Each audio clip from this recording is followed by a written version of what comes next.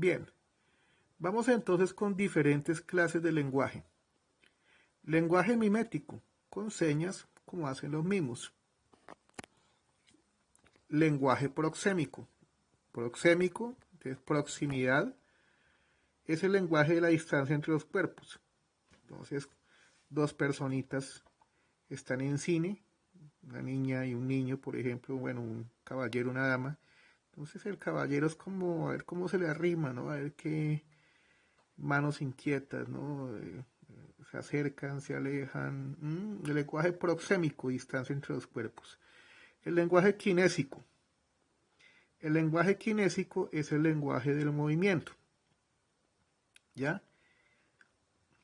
Entonces una persona se mueve de un lado para otro, que está nerviosa. Excusa. Lenguaje literario. Es el característico de la literatura en sus diferentes géneros literarios. También aparecen varios libros como lenguaje estético. Este lenguaje es más que literatura, es también arte, arquitectura, pintura, moda, cualquier oficio que no sea científico, sino de sensibilidad y de belleza pura. Lenguaje oral.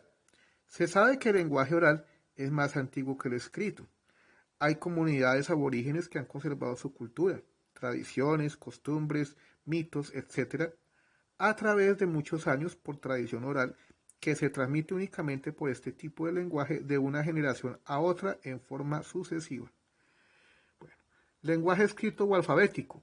Se dice que la escritura alfabética más antigua es la cuneiforme, que era la que tenían los babilonios, o sea, esa de por cuñas. Bueno, evidentemente, el lenguaje escrito perdura en tanto se conserva el texto. El lenguaje se define como cualquier forma de expresión. Es complejo, tiene relación con otros ítems. Ítem quiere decir otras cosas, otras partes. En el caso del estilo, que es un lenguaje que se expresa en el arte, en figuras literarias, la poética, la retórica y los diferentes géneros literarios. Bien, entonces ahora vienen las preguntas tipo IFES. Miremos esas preguntas tipo IFES. Dice acá. Preguntas tipo IFES sobre clases de lenguaje. Cuando escribimos hay un lenguaje de tipo A, oral, B, alfabético, C, proxémico, D, mimético, E, literario. De acuerdo al texto anterior, claramente nos dice que cuando escribimos, ¿sí?, el lenguaje es mucho más que el oral, porque, bueno, ya hay un paso más adelante, no como cuando no había escritura, sino ya es un lenguaje de tipo alfabético. Fíjese que ahí habla de la escritura cuneiforme. Acá dice el lenguaje escrito o alfabético. Se dice que el más antiguo fue el de la cultura babilonia, la escritura cuneiforme fue la más antigua. Entonces esa parte debemos subrayarla y al lado aquí o acá colocarle el número 8, que es el de la pregunta. Vamos con la pregunta 9. Dice, la escritura más antigua de la humanidad es A, fonética, B, egipcia, C, lineal, D, cuneiforme, E, latina. Entonces, la respuesta es cuneiforme, pues igualmente como la pregunta 9 está en ese subrayado, entonces acá donde dice cuneiforme, acá arribita que dice cuneiforme, colocamos el número 9 y resaltamos esa palabra con otro color, y entonces ya sabemos que es la respuesta de la 9, y encerramos aquí cuneiforme. Vamos con la 10. La 10 dice, sentí el roce de su cuerpo y se alejó para que la viera a cierta distancia, sin hacerme ningún gesto ni seña, la cual me da a entender su actitud. Bueno, lo cual me da a entender su actitud. Punto. El lenguaje que hay en el ejemplo anterior es, ¿qué clase de lenguaje será? Mimético, o sea, de hacer solamente gestos ni señas. Ahí dice que ningún gesto ni seña, entonces no es mimético. Kinésico, del movimiento. ¿Será que se da a entender que se está moviendo de un lado a otro porque está nervioso, en círculo, o mueve la cabeza de un lado para otro? Ahí lo que dice, sentí el roce de su cuerpo y se alejó y que, bueno, entonces es más bien como de la proximidad, entonces proxémico, que se aleja, que se acerca, entonces proxémico. Y buscamos en el ejercicio la lectura, en el texto buscamos entonces el lenguaje proxémico y allí nosotros subrayamos, coloreamos, ¿sí? Y colocamos el número respectivo de la pregunta al lado, ¿sí? De ese subrayado, que entonces en ese caso sería el número 10. Vamos con la 11. La 11 dice, cualquier forma de expresarse es A, regionalismo, B, homonimia o polisemia. Esa homonimia o polisemia es cuando encontramos palabras o expresiones iguales. Por ejemplo, usted dice, me comí un mango. Bueno, y dice, cogí el sartén por el mango. Entonces son palabras homónimas. También homonimia, por ejemplo, cuando usted dice Luis Rodríguez y usted conoce otro Luis Rodríguez, entonces son homónimos, o sea que se llaman igual. Polisémico quiere decir pues que tiene varios significados la misma palabra, como el ejemplo que dimos de mango, que es mango fruta, mango el cabo por donde se coge un sartén o una olla, mango dice, está malo del mango, o sea, el corazón. Entonces, lo polisémico son diferentes signos o significados sobre lo mismo. Bueno, bien. Dice acá cualquier forma de expresarse, competencia lingüística. La competencia lingüística es la capacidad que tiene una persona con un lenguaje, la capacidad del lenguaje que tiene alguien. Entonces, no está hablando el texto de eso. Dice lenguaje y monema. Entonces, el texto no nos ha hablado todavía de los monemas o partículas de significación mínima.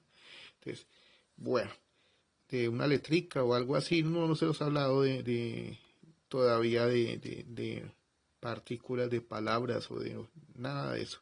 Entonces, cualquier forma de expresarse significa lenguaje. Bueno, entonces subrayamos allí, en la parte de arriba donde encontremos lenguaje, dice